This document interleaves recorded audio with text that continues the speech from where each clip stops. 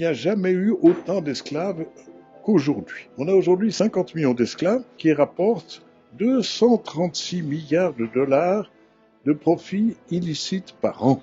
Des escrocs qui prennent de l'argent de la famille et qui emmènent le gamin et qui ensuite sera livré à toute une série d'exploitations. C'est un combat spirituel parce qu'il y a une dimension, parfois une dimension démoniaque là-dedans. Ils disaient, ah ben voilà, on me faisait entrer dans des réunions, il y avait des gens qui faisaient une sorte d'enchère et puis me faisaient subir des sévices sexuels, un fléau qui dépasse nos moyens humains. Le jour où on considérera tous les êtres humains comme étant porteurs de cette dignité divine qui nous est donnée par notre Créateur, on agira certainement différemment.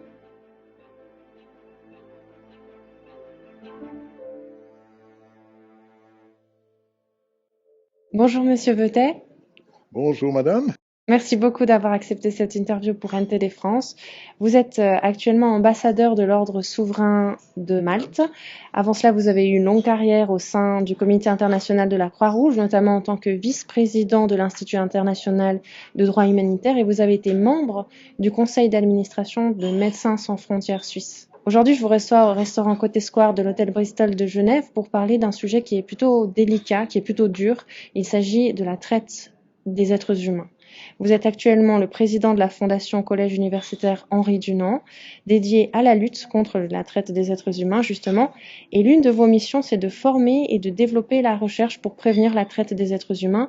Peut-être que dans un premier temps, vous pourrez expliquer à nos téléspectateurs ce dont il s'agit. Qu'est-ce que c'est exactement la traite des êtres humains? Écoutez, très simplement, c'est une forme de l'esclavage contemporain. Et c'est une forme de l'esclavage qui se développe dans le monde entier sous plusieurs manières. Un, le travail forcé.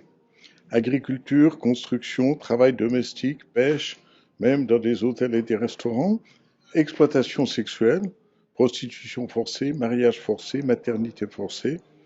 Criminalité forcée, qui peut aller de la mendicité là dans la rue juste à côté, vol, trafic de drogue, mais aussi terrorisme. Et puis aussi prélèvement et trafic d'organes, je crois qu'on en parlera plus tard d'ailleurs, exploitation d'enfants, alors enrôlement d'enfants soldats dans des conflits armés, que ce soit par des gouvernements ou par des groupes armés non étatiques, vente d'enfants et pédopornographie en ligne notamment. Et alors, malgré que ce soit un phénomène qui est invisible ou largement ignoré, il n'y a jamais eu autant d'esclaves qu'aujourd'hui, dans l'histoire. On a aujourd'hui 50 millions d'esclaves, c'est ce qu'on estime. 50 millions d'esclaves et qui rapportent 236 milliards de dollars de profits illicites par an. Et si vous voulez, c'est, après la drogue et avant le commerce des armes, un des trafics les plus lucratifs, si j'ose dire. Et souvent, d'ailleurs, il y a des liens entre les différents trafics. Euh, et aussi, par exemple, les contrebandiers de migrants deviennent à l'occasion trafiquants d'êtres humains. Les trafiquants d'armes ou même des fois de cigarettes, une fois que vous avez ouvert la route, eh bien, vous continuez et puis vous prenez des êtres humains et vous vous rendez compte que ça paye très bien. Évidemment, c'est monstrueux, c'est une forme d'exploitation extrême et qu'on n'aimerait pas voir chez nous, mais que malheureusement on peut voir aussi chez nous, vous voyez, qu'on voit dans tous les pays, y compris en Suisse, et y compris même à Genève. Et je dirais même à 2 pas d'ici, vous avez un refuge pour des survivantes de la traite des êtres humains à Genève, au cœur des grottes. Donc c'est pour vous dire, non, non, il ne faut pas se voiler la face et dire c'est un problème qui existe seulement ailleurs.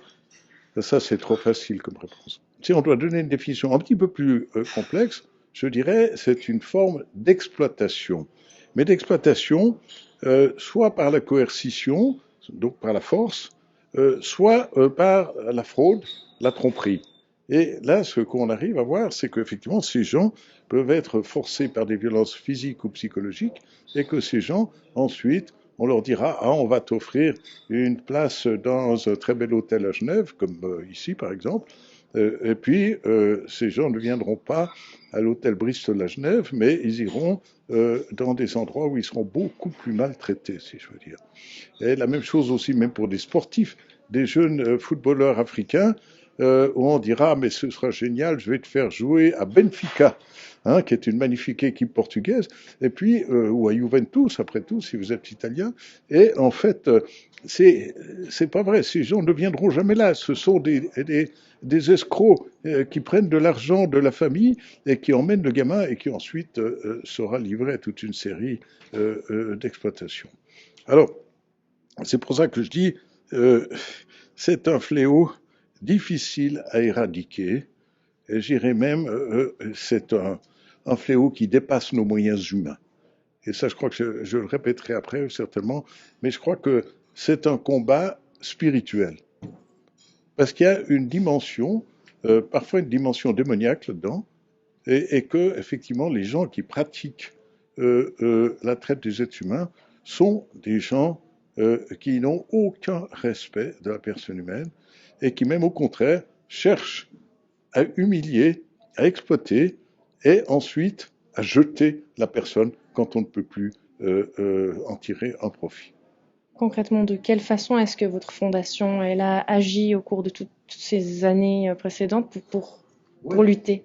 Ben écoutez, voilà, moi c'est non seulement la fondation, mais c'est aussi, je suis président de cette fondation, à vrai dire, c'est moi qui la finance souvent, mais c'est aussi en tant qu'ambassadeur de l'Ordre de Malte, ou alors là c'est une fonction, une mission qui est bénévole, eh bien ce que nous avons essayé de faire, c'est 41 webinaires. Alors des webinaires, comme vous savez, c'est des émissions qu'on fait sur Internet, et ces émissions, on arrive ensuite à les diffuser dans le monde entier. Et on a commencé ça avec le Covid, parce qu'on s'est rendu compte qu'on n'aurait jamais le budget pour faire venir des conférenciers à Genève, pour leur payer le voyage, les hôtels, etc. Et que donc il fallait qu'on fasse ça en ligne. Et après, on s'est rendu compte que c'était vraiment très utile, parce qu'en ligne, ça vous permet d'avoir des gens sur tous les continents pratiquement. Et si vous n'arrivez pas à les avoir en direct, vous leur demandez une vidéo, on projette la vidéo, et après on met tout cela ensemble, on fait des sous-titres en 7 langues, et on met ça sur nos sites internet, etc. Donc je dirais déjà ces 41 webinaires. Ensuite, un cours en anglais en ligne, qui est un cours d'introduction à ce qu'est la traite des êtres humains, un peu centré sur à la fois des juristes, mais aussi des aidants. Après, des interventions aux Nations Unies. Alors, j'ai fait 3 interventions au dernier Conseil des droits de l'homme, là maintenant, puis ensuite aussi à Vienne, où je vais lundi, mardi, à New York, où j'étais une semaine en janvier, euh, et puis aussi des conférences en Europe ou ailleurs. J'ai aussi participé à une conférence en mars à Bangkok avec d'autres organisations catholiques. CodeNet, c'est un réseau justement qui essaie de s'occuper de la traite des êtres humains. Et après aussi, surtout, la constitution d'un réseau. Parce qu'on se rend compte que dans un réseau, comme le réseau, comme vous savez, c'est une structure informelle qui vous permet d'échanger sans dire c'est moi ou c'est lui le chef.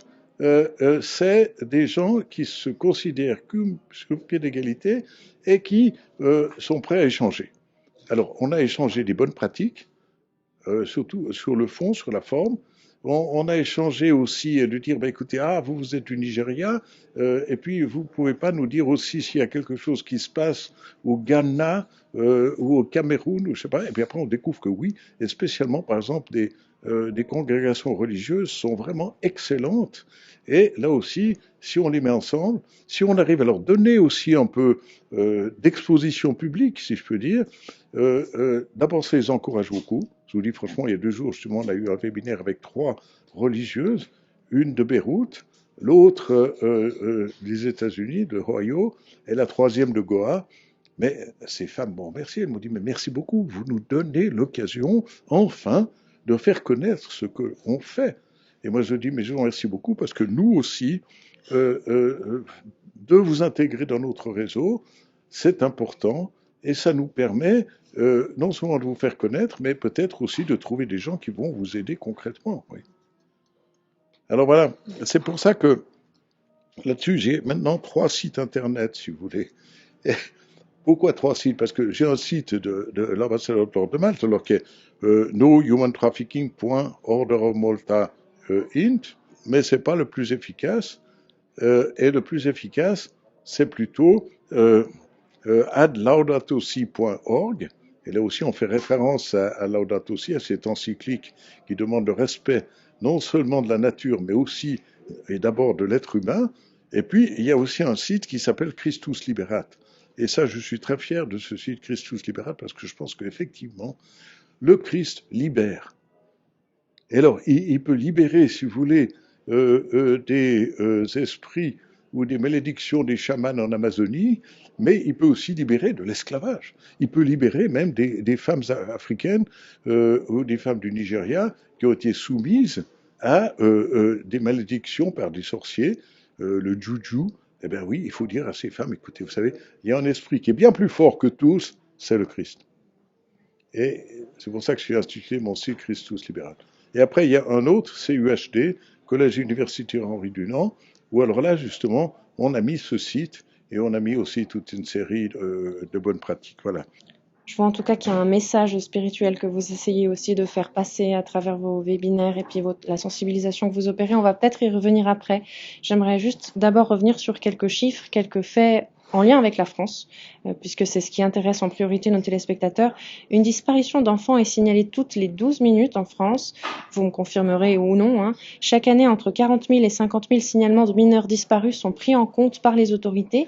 En tant qu'expert, quel regard est-ce que vous portez sur ces disparitions? Est-ce qu'elles pourraient avoir un lien quelconque avec le trafic humain? Alors, je pense qu'il y a probablement un lien avec beaucoup de ces disparitions d'enfants. Et hier soir, j'ai vu avec grande émotion, juste à côté, là, à Saint-Julien-Genevois, le film Les Survivantes. Et ce film est vraiment un témoignage bouleversant. Bouleversant et qui montre justement des aspects spirituels de la lutte contre la traite qu'on ne peut ni prévenir, ni combattre, ni guérir par des moyens uniquement humains. Parce que des moyens humains, par exemple, que ce soit la poursuite pénale, que ce soit la psychiatrie, que ce soit la médecine, etc., je pense que ce n'est pas suffisant. Oui. Enfin, voilà. Donc, pour moi, le christianisme est un véritable instrument de libération contre les esclavages de toutes les formes. Et nous en sommes tous à plusieurs degrés euh, victimes.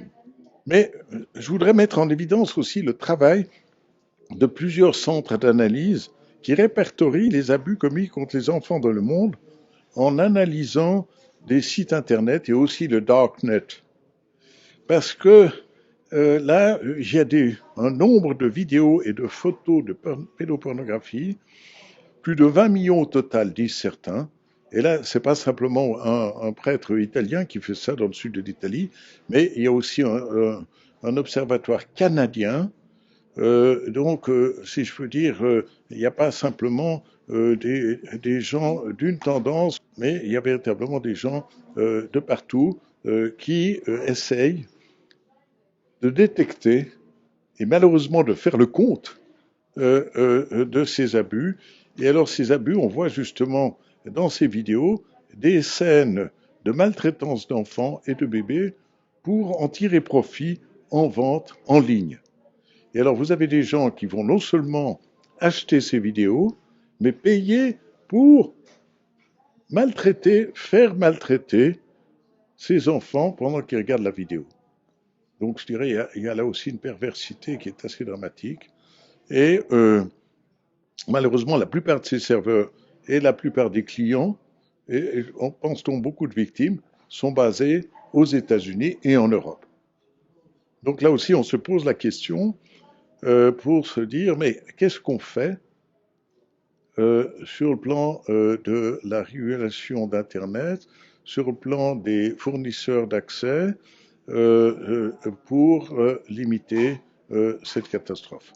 Alors je verrai plus tard que je pense que le problème, c'est que depuis le Covid, ce fléau est en pleine augmentation. Parce qu'effectivement, il y a beaucoup d'enfants et beaucoup d'autres gens qui sont, eux, scotchés à leurs écrans. Et ni la police ni la justice ne semblent pouvoir réagir de manière adéquate. Alors, il y a parfois des moyens, si vous voulez, c'est comme les brigands au Mexique qui ont de meilleures armes que la police.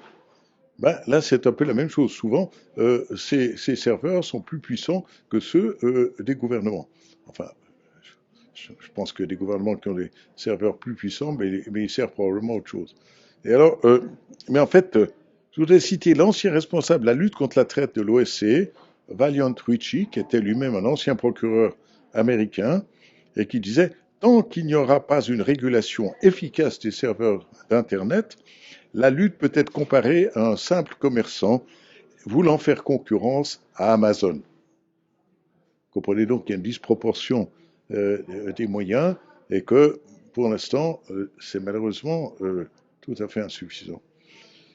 Et la faiblesse de la réponse des tribunaux est également dramatique. Et là, j'ai un ami qui lui-même a été un professeur à Milan, mais aussi président de l'Institut de San Remo. Après, il a aussi été juge à La Haye. Et Fausto Peccar aussi dénonçait cette...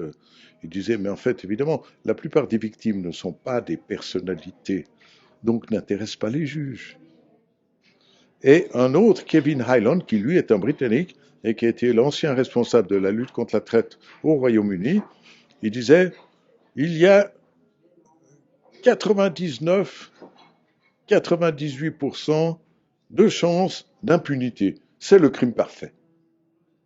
Donc vous voyez qu'après de dire il faudrait davantage de poursuites, je vous dis franchement, il faudra se lever tôt pour le faire, parce qu'effectivement, c'est très compliqué de rassembler les preuves, c'est très compliqué de faire parler les victimes, c'est encore plus compliqué de localiser les responsables de ces crimes, et après, et surtout si ça a lieu sur Internet, et que ces braves gens sont dans des endroits où ils sont parfaitement à l'abri. Donc on a vraiment un problème, et ce problème, c'est que malheureusement, les enfants continuent à être des victimes faciles, et même après, à partir d'une photo réelle, on peut, avec l'intelligence artificielle, vous faire des photos qui seront utilisées à des fins pédopornographiques, à des fins criminelles, et je pense que là aussi, malheureusement, il faudra se lever tôt pour arriver à faire cesser ces abus et ce commerce illégitime. 88% d'impunité. 99. Comment expliquer qu'il y ait un tel degré d'impunité? Ça semble incroyable. Mais je vous dis, il y a plusieurs choses. D'abord parce que il faut savoir comment identifier une victime. Alors, si vous voyez passer une dame en hiver avec une robe d'été, vous dites, bon, c'est bizarre, tiens, moi, j'aurais pas fait ça, d'accord. Ou si vous voyez à l'hôpital arriver une dame qui a des blessures, et puis vous êtes médecin, et puis vous dites, bon, bah, attendez, madame, je vais vous mettre une pommade, etc. Mais maintenant, par exemple, il y a des gens dans la police à Genève, il y a des médecins à l'hôpital cantonal à Genève qui sont spécialisés. Alors qu'ils sauront tout de suite identifier une personne et qui dira ah madame vous êtes tombée dans l'escalier, attendez je peux faire un contrôle, et tout d'un coup on découvrira qu'elle a subi d'autres sévices, vous voyez. Alors tout d'un coup là il y a un processus qui se fait, et ce processus c'est de dire un, on va garder cette personne à l'hôpital, deux, on va la mettre en relation avec la police, et trois, ensuite, on va la mettre dans un foyer où elle sera protégée et où elle pourra se réhabiliter. Alors pourquoi je vous dis ça? C'est parce qu'effectivement, ça c'est une chose qui arrive exceptionnellement. Parce que justement, il faudrait qu'il y ait une plus grande formation et des policiers et des médecins et peut-être des gens dans les hôtels et des gens qui travaillent à l'aéroport, du personnel de bord dans les avions, des gens des contrôleurs dans les trains, etc.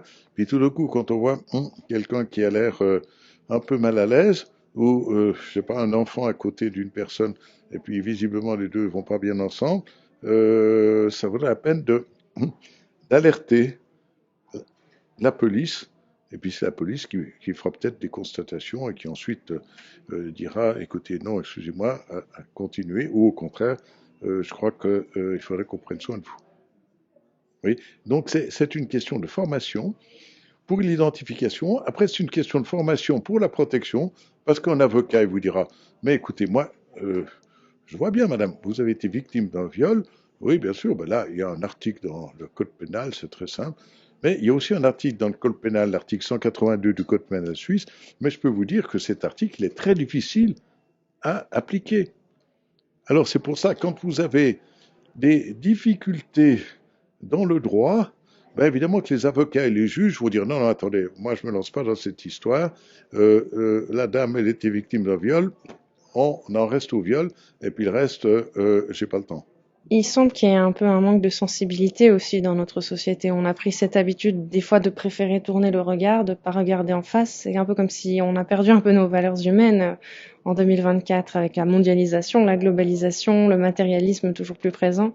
Est-ce que vous pensez qu'il faut qu'on retourne à nos valeurs humaines essentielles? Bien sûr, parce que si vous voulez, la traite des êtres humains ou l'esclavage, c'est l'esclavage contemporain est une négation totale du droit à la vie et du droit à la dignité. Et alors, si après vous dites, mais non, mais moi j'ai le droit d'acheter un organe, moi j'ai le droit d'acheter un enfant, moi j'ai le droit d'acheter un beau vêtement bon marché qui a été fait par des travailleuses et travailleurs forcés au Bangladesh ou ailleurs, eh bien, je vous dis franchement, ben évidemment, si vous estimez que c'est votre intérêt personnel qui prime, c'est clair qu'après vous pouvez ouvrir la porte à toute une série d'abus et d'exploitation. Vous avez pris part à des interventions lors des sessions du Conseil des droits de l'homme à Genève, à Vienne, à New York. On a divers défis relatifs à la traite des personnes qui sont abordés lors de ces sessions, le travail forcé, les mariages forcés, la vente d'enfants. Vos initiatives ont donc, il semblerait, une portée internationale. Est-ce que vous pourriez expliquer un peu peut-être dans quel pays concrètement vous avez eu un impact depuis tout ce temps? Alors écoutez, ça m'est difficile de dire parce que effectivement, j'ai établi de très bons contacts. Est-ce que j'ai réussi à changer la situation? Je pense que oui.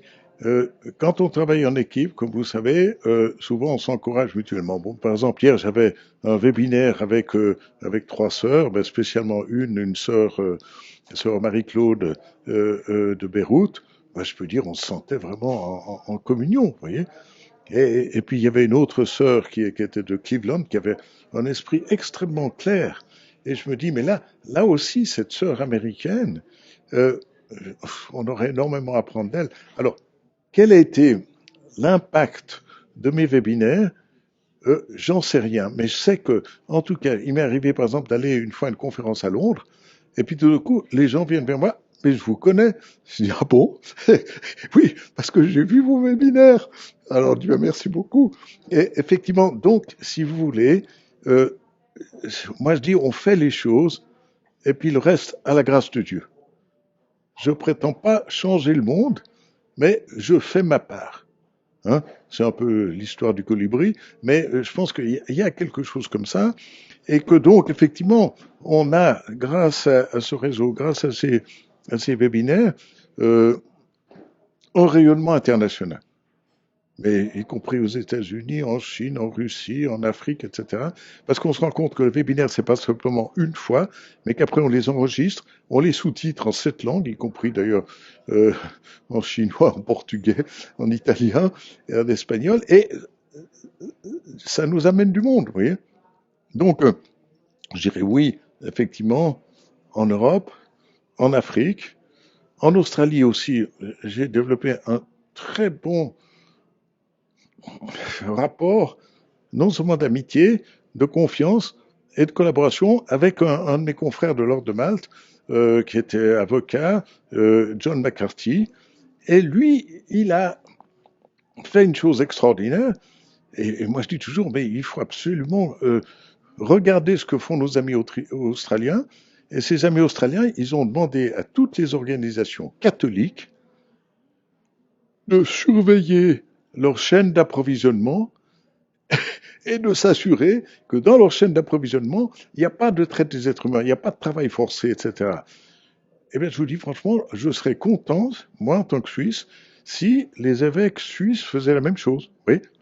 Et donc c'est pour ça que alors je dis, moi j'estime beaucoup apprendre, parce que c'est c'est ce qui est le plus intéressant dans la vie, c'est d'apprendre.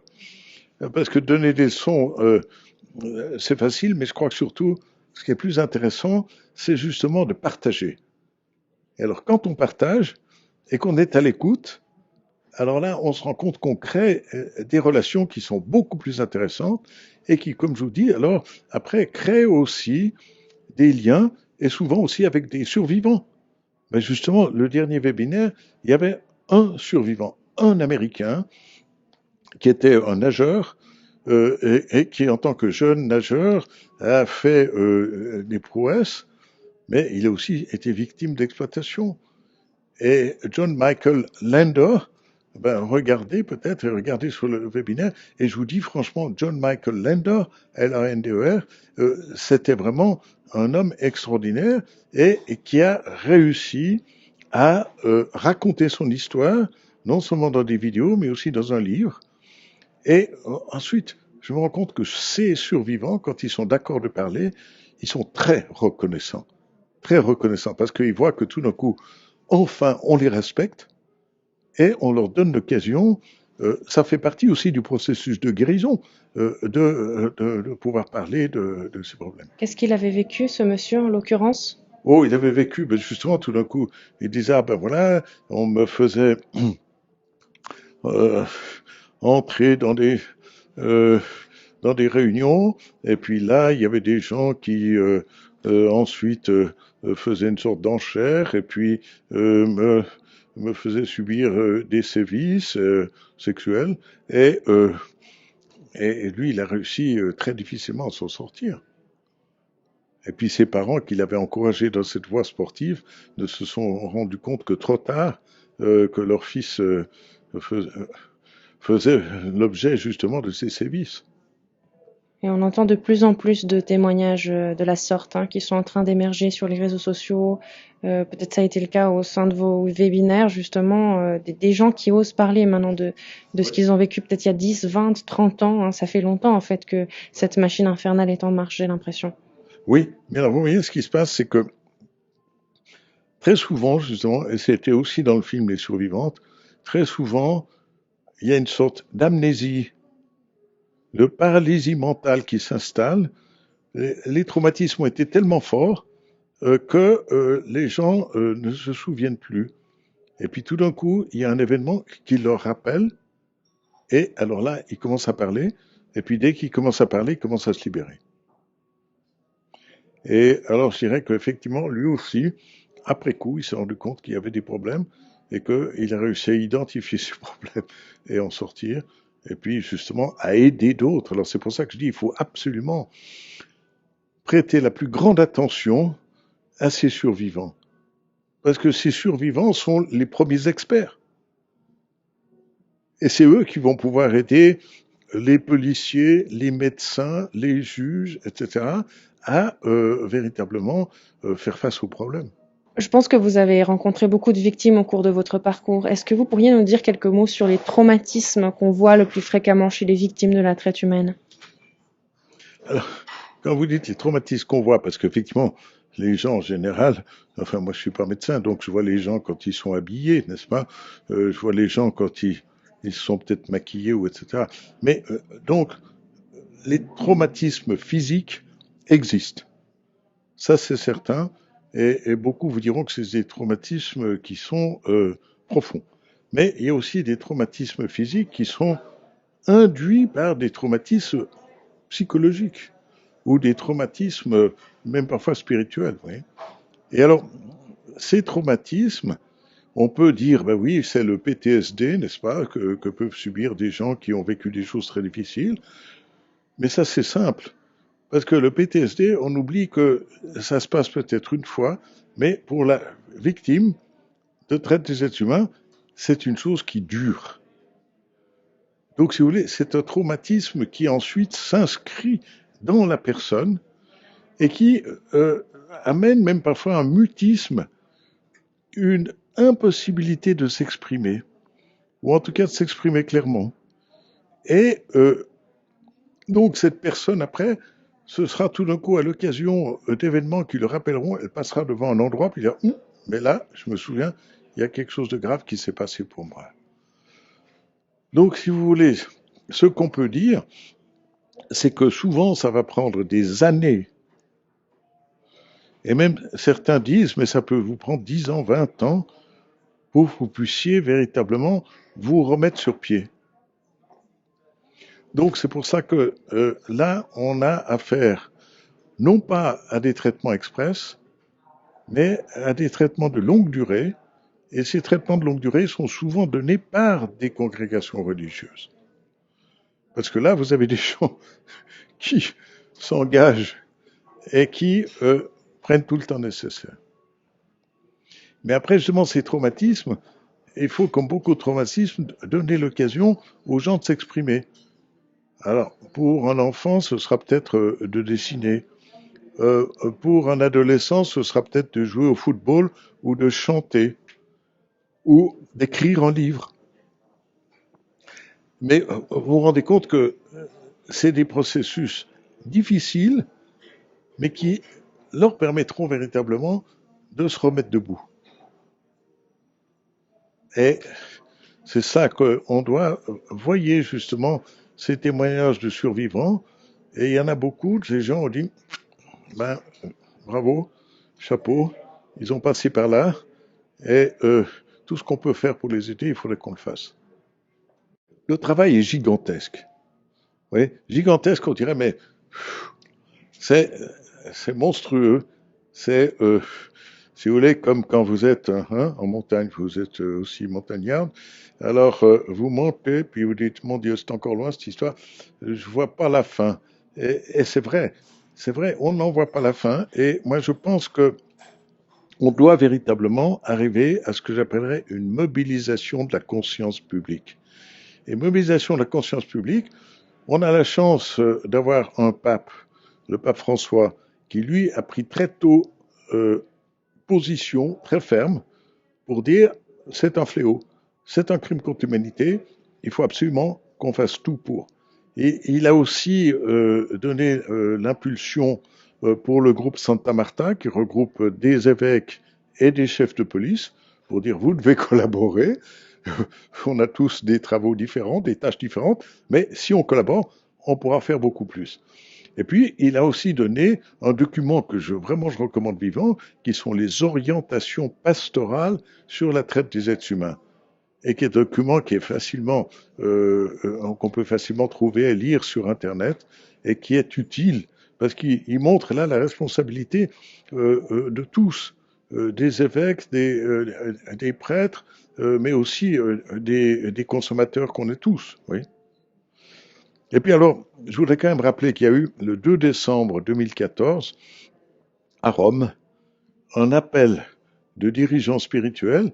Il y avait le pape, il y avait l'archevêque de Canterbury, mais il y avait aussi des représentants israélites, musulmans, hindous, et tous se sont engagés pour éradiquer la traite des êtres humains, pour éradiquer l'esclavage contemporain.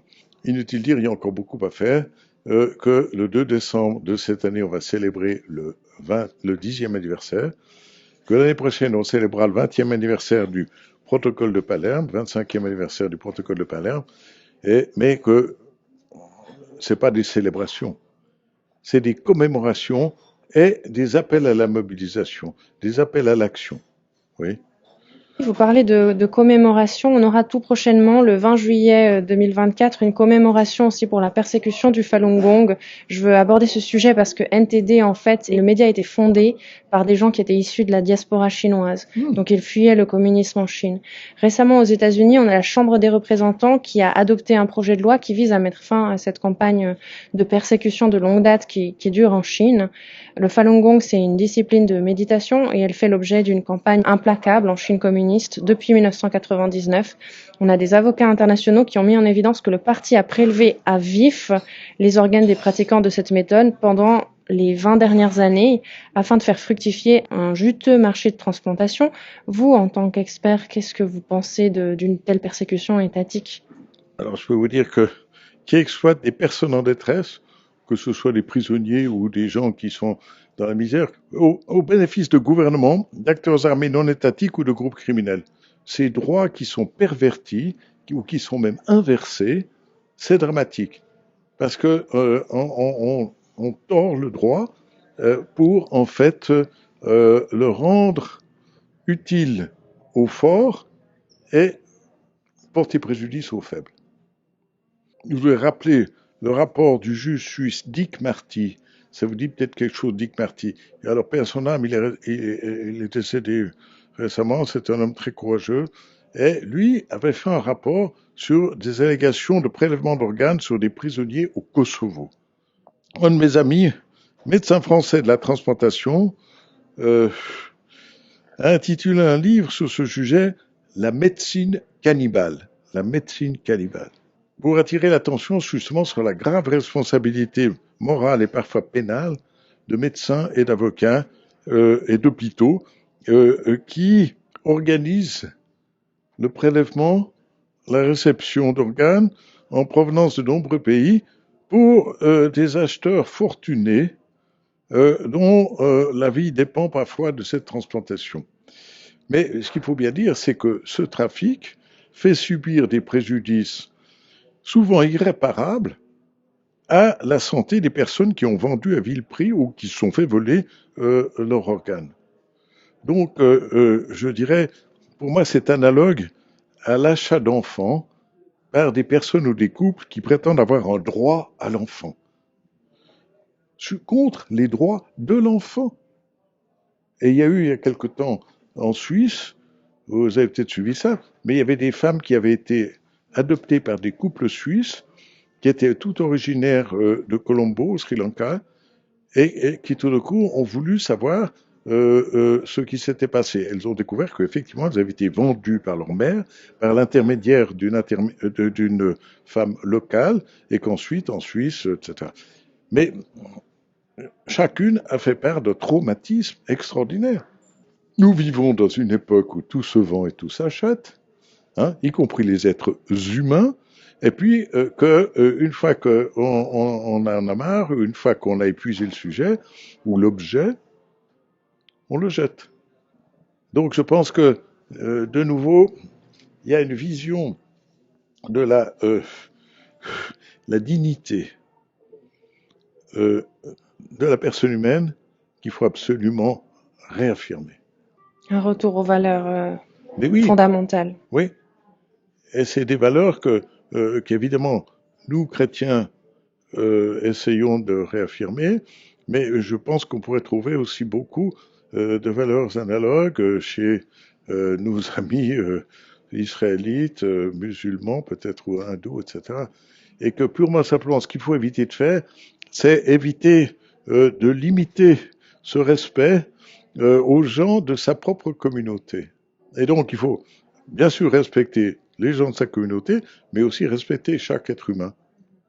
Vous parleriez d'un combat spirituel quand on voit tout ce qui est en train d'avoir lieu dans le monde avec cette augmentation de la traite humaine? Oui, Vous parleriez d'un oui, combat oui. spirituel? Ah, moi je crois que oui. Alors c'est pour ça qu'aussi, je dis toujours, dans ce qu'on fait, il y a aussi l'aspect prière. Et il y a par exemple le 8 février, chaque année, euh, je fais célébrer une messe parce que c'est la fête de Sainte Bakita, la patronne justement des esclaves contemporains. Sainte Bakita, c'était une jeune soudanaise qui a été achetée par un Italien qui l'a bien traitée et qui l'a ramenée en Italie. Évidemment, en Italie, de la libérer. Et elle est devenue chrétienne, elle est devenue religieuse. Et comme je vous dis, aujourd'hui, c'est la sainte patronne des esclaves contemporains. Et sa fête est célébrée le 8 février. Et chaque année, on a une messe là. Mais je pense qu'effectivement, même les religieuses qui font du très bon travail vous diront, je ne ferai rien si j'accompagnais pas mon travail dans la prière. Donc vous pensez vraiment qu'il faut revenir aux valeurs humaines, aux valeurs spirituelles, pour que peut-être le fléau un jour puisse s'arrêter? Oui, ah bien sûr. Parce que le jour où on considérera tous les êtres humains qu'on rencontre comme étant porteurs de cette dignité divine qui nous est donnée par notre Créateur, évidemment que ce jour-là, euh, on agira peut-être on agira certainement différemment à leur égard. Oui. C'est vrai qu'en tout cas dans la Bible ou dans les enseignements spirituels, hein, de façon générale, on a vraiment cette idée que l'être humain vient du ciel. L'être humain est à l'image divine. Donc c'est vrai que si on considère qu'on s'en prend à l'être humain sans même réfléchir à ce qu'il y a derrière, on est peut-être en train de s'en prendre à plus grand que nous. Mais avec le matérialisme, on a oublié en fait cette dimension divine de l'être humain et ça permet tous les crimes possibles et imaginables un peu partout dans le monde, à l'abri des regards, en croyant que voilà, c'est possible de faire le mal sans qu'il y ait de rétribution. Mais est-ce que vous pensez qu'un jour ça pourra, le bien finira par l'emporter sur le mal? Ben, bien sûr, oui, ça c'est évident. C'est notre croyance profonde, n'est-ce pas? C'est de dire peut-être qu'on va passer à travers de temps très difficiles. Euh, à Dieu ne plaise, si j'ose dire. Mais s'il faut passer, on sait que ça va déboucher sur quand même une libération générale. Et là aussi, quand on prie, il ne faut pas simplement prier pour les victimes ou pour les aidants, mais il faut aussi prier pour la conversion de tous les esclavagistes. Il y a une grande compassion en fait dans le message que vous essayez de faire passer. C'est pas seulement égoïste, on va éradiquer, on va se venger, on va écraser ceux qui ont fait du mal, mais il y a vraiment une dimension plus large, quoi. On va faire en sorte que tout le monde prenne conscience, disons, de la nécessité de retourner aux valeurs humaines. Certainement, je vous dis franchement, par exemple, même quand je mentionne tous les instruments juridiques, tous les traités qu'on peut utiliser contre la traite, je mets en dessous, bien en évidence, ne pas oublier la justice restauratrice. Vous voyez. Parce que la justice restauratrice ou réparatrice, c'est une justice qui permet justement de réconcilier le bourreau et la victime. Alors, je ne dis pas que ça marche dans tous les coups, mais quand ça marche, c'est très intéressant et c'est bénéfique à tout le monde. Vous avez vu des cas déjà où il y a eu Oui, justement oui, cette justice oui, réparatrice? il y a eu des cas. Et puis même sur le plan, par exemple, collectif, vous avez eu en Afrique du Sud la commission Vérité et Réconciliation. Eh bien, je peux vous dire que bon, l'Afrique du Sud n'est pas très bien aujourd'hui, mais elle serait certainement encore plus mal s'il n'y avait pas eu cette commission Vérité et Réconciliation avec Monseigneur Desmond Tutu, avec d'autres, etc. Évidemment Nelson Mandela. Et, et donc, c'est pour ça que là, on se rend compte que, bien sûr, ça peut sembler romantique, n'est-ce pas, de dire un jour tout le monde sera libre, un jour tout le monde sera réconcilié, je l'espère sincèrement, mais je pense que c'est une vérité qu'on voit dans la vie des individus, mais qu'on voit aussi dans la vie des nations. L'élément social que je voulais mettre en évidence, c'est justement la défense de la vie et de la dignité de l'être humain créé libre par le Créateur et sauvé par le Christ. C'est ça, moi, que je pense qu'est le message essentiel, oui, parce que cette liberté, bien sûr qu'elle est consacrée par des instruments des droits de l'homme ou d'autres, ou des constitutions qui sont bien faites, parfois, mais c'est surtout une nature. La nature humaine est quelque chose d'exceptionnel et qui est appelé justement même à la divinisation. Et cela, il faut qu'on le reconnaisse. Il faut qu'on reconnaisse, et là de nouveau, on le retrouvera dans les Écritures saintes, à commencer par la Bible, mais on le retrouvera certainement dans d'autres textes sacrés. Et donc, c'est ça ce combat maintenant. Parce que si vous voulez, j'ai fait des études de droit et je me rends compte qu'effectivement le droit humain, le droit positif est certainement très intéressant, mais il n'est pas suffisant. Il faut donc le compléter, le soutenir, et c'est seulement comme ça qu'on arrivera à aller plus loin. Merci beaucoup, Monsieur Vetet, en tout cas, pour cette conversation qui a été très riche, très touchante, qui amène à réfléchir. Vous avez sorti des chiffres dont je n'avais pas idée, donc c'est assez surprenant d'entendre. 20 millions, vous avez dit, d'images d'enfants qui circulent sur Internet à l'heure actuelle. C'est pas des choses qu'on voit tous les jours dans les médias, donc je pense que c'est important en tout cas de donner la parole à des personnes comme vous qui œuvrent, vous en l'occurrence depuis 7 ans, pour la lutte contre le trafic humain et la traite des êtres humains, et pour un retour aussi aux valeurs fondamentales, aux valeurs humaines. Merci en tout cas pour cette invitation à retourner à ces valeurs fondamentales, et puis j'espère avoir l'occasion de vous revoir bientôt sur le plateau pour continuer la discussion. Merci beaucoup, madame. Et à bientôt. À bientôt.